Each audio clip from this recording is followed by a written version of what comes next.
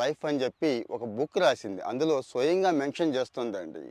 డబ్బులు లేక ఒకానొక వయసులో డబ్బులు లేక ఎలాన్ మస్క్ అనేవాడు ఒకే సూట్‌ని చాన్నాళ్ళ పాటు వేసుకుంటూ ఉండేవాడంటండి. పూటకి తిండి గడవని పరిస్థితి.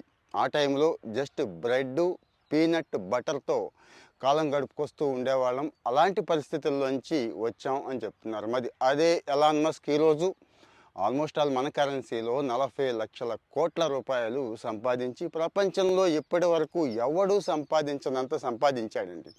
మనం ఆ సైడే చూస్తాం గానీ అటు సైడ్ చూడం. అటు సైడ్ ఏముందనేది ఇప్పుడు మీకు అర్థమైపోయిందిగా. తిండి ఎలా గడిచింది, ఉద్యోగాల్లోకి ఎలా ఇబ్బంది పడ్డారు, కుటుంబం ఎన్ని బాధలు పడింది అని. అన్ని బాధల్లోంచి వచ్చాడు కాబట్టే. పైపెచ్చు ఇంకోటి అంటదండి, నా కొడుకుని బాగా డబ్బున్నవాడుగా బిలియనీర్‌గా చూడొద్దు, ఒక మేధావిగా చూడండి, నాకు కూడా అదే ఇష్టం అంటుంది. మీరేమంటారు? కామెంట్‌లో చెప్పండి.